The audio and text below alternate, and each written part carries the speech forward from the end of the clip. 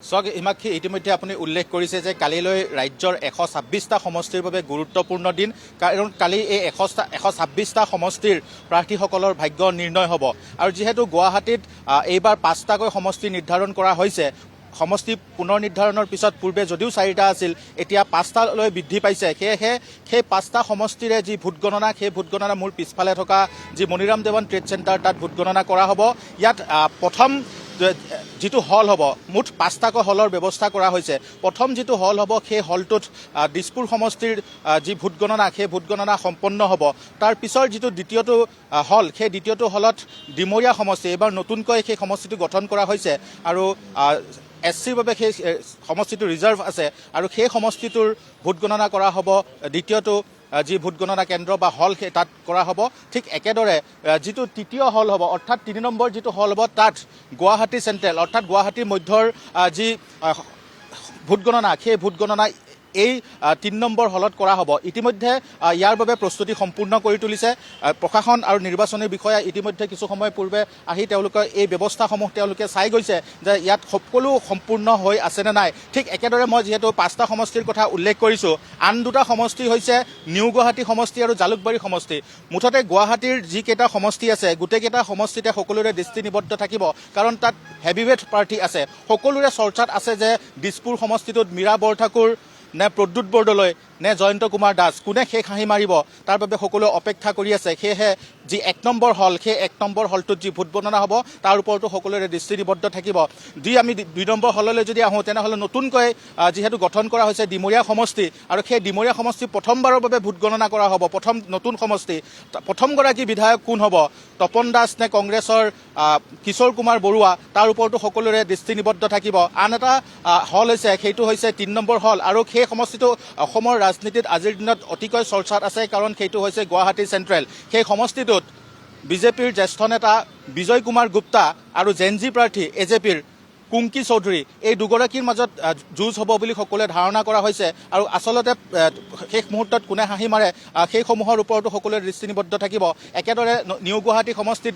দীপ্লু ৰঞ্জন শৰ্মা নে শান্তনু বৰা আৰু জালুকবাৰী সমষ্টিত মুখ্যমন্ত্ৰী ডক্টৰ হিমন্ত বিশ্ব শৰ্মা নিজেই তাত প্ৰতিনিধিত্ব যিহেতু কৰে নিজৰ এটা সমষ্টি আৰু সেই সমষ্টিটোতো যথেষ্টখিনি সকলোৰে দৃষ্টি নিবদ্ধ থাকিব সেয়েহে এই সকলো দিশৰ পৰা চাই সকলো প্ৰকাৰৰ যাতে ইয়াত সুবিধা থাকে বা কোনো ধৰণৰ অপ্ৰীতিকৰ পৰিস্থিতি বা কোনো ধৰণৰ খামখেয়ালি যাতে সৃষ্টি নহয় তাৰ বাবে নিৰ্বাচনী বিষয়া প্ৰশাসন আৰু আৰক্ষীয়ে সকলোখিনি দৃষ্টি ৰাখিছে এই মুহূৰ্তত মই যদি উল্লেখ কৰোঁ তেনেহ'লে ভিতৰৰ কিছু আপোনালোকক দৃশ্য দেখুৱাবলৈ চেষ্টা কৰিম যিসমূহ যাৱতীয় সা সৰঞ্জাম কিছু কালি ভোট গণনাৰ বাবে প্ৰয়োজন আছিল সেইসমূহ কিন্তু ইয়াত লৈ যোৱা হৈছে আপুনি যদি ভিতৰলৈ নিক্ষেপ যদি চাই তেনেহ'লে দেখিব যিসকল বিষয়া আছে তেওঁলোকে ইতিমধ্যে ভিতৰত প্ৰৱেশ কৰিছে আজিৰ দিনটোত সকলো ঠিকে থাকে আছে নাই সেইসমূহ তেওঁলোকে পৰ্যালোচনা কৰিছে আৰু কালিৰ দিনটোত তেওঁলোকে ঠিক 5 বছৰৰ লগে লগে যিসমূহ নিৰ্বাচনী বিষয়া আছে যিসমূহ আৰক্ষীৰ লোক আছে তেওঁলোক আহিব আৰু তাৰ পিছত প্ৰৱেশ কৰিবলৈ দিয়া হ'ব যিসমূহ কাউণ্টিং এজেণ্ট যিসমূহ প্ৰাৰ্থীৰ কাউণ্টিং এজেণ্ট থাকে তেওঁলোকক এই পথৰে তেওঁলোকক যাবলৈ দিয়া হ'ব কিন্তু যি ধৰণৰ নীতি নিৰ্দেশনা আছে সেইসমূহ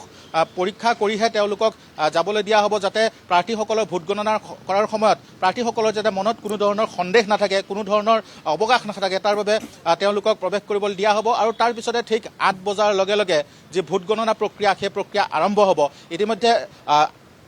নিৰ্বাচনী বিষয়াসকলে উল্লেখ কৰিছে যে প্ৰথম 8 বজাত যিসমূহ বেলট থাকিব সেই বেলটসমূহ প্ৰথম গণনা কৰা হ'ব তাৰ পিছত 8:30 বজাৰ পিছত যি বেলটসমূহ গণনা কৰাৰ পিছত তাৰ পিছত যিসমূহ EVM বা VVPAT থাকে সেইসমূহ গণনা আৰম্ভ হ'ব মুঠতে কালিৰ দিনটো সকলোৰে বাবে গুৰুত্বপূৰ্ণ কাৰণ কোনখন চৰকাৰ আহে বা কি দলৰ চৰকাৰ ইয়াত গঠন কৰে তাক লৈ সকলোৱে আশা কৰিছে বা সকলোৰে দৃষ্টি আছে সেয়েহে কালিৰ দিনটোৰ বাবে আমি সকলোৱে অপেক্ষা কৰিব লাগিব আৰু কালিৰ এই দিনটোৰ বাবে সকলো এতিয়া সাজু হৈ আছে কাৰণ কোনো ধৰণৰ যাতে অপ্ৰীতিকৰ পৰিৱেশৰ যাতে সৃষ্টি নহয় তাৰ বাবে ইতিমধ্যে অৰ্ধসামৰিক বাহিনীৰ লোক ইয়াত নিয়োগ কৰা হৈছে আৰক্ষীৰ লোক নিয়োগ কৰা হৈছে আৰু এই যিটো অঞ্চল য'ত ভোট গণনা হ'ব এই যি মণিৰাম দেৱান ট্ৰেড চেণ্টাৰৰ 200 মিটাৰলৈকে 163 ধাৰা আৰোপ কৰা হৈছে য'ত কোনো ধৰণৰ আতচবাজি কোনো ধৰণৰ ৰেলী কোনো ধৰণৰ শ্লোগান এইসমূহ দিয়া নহ'ব যদি কোনো লোকে তেনেধৰণৰ কৰে তেনেহ'লে তেওঁলোকৰ বিৰুদ্ধে ব্যৱস্থা গ্ৰহণ কৰিব বুলি ইতিমধ্যে উল্লেখ কৰিছে মুঠতে সকলো এতিয়া অপেক্ষাৰত যে কালিৰ দিনটো 8 কেতিয়া বাজিব আৰু 8 বজাৰ লগে লগে যেতিয়া ভোট গণনা আৰম্ভ হ'ব তেতিয়াই গম পোৱা যাব যে কোন প্ৰাৰ্থী আগবাঢ়ি আছে আৰু কোন প্ৰাৰ্থীয়ে জয়লাভ কৰিবলৈ নিশ্চিত হবে ধীৰজ হাজৰিকা এই মুহূৰ্তত সবিশেষ তথ্যৰ বাবে আপোনাক ধন্যবাদ জনাইছো।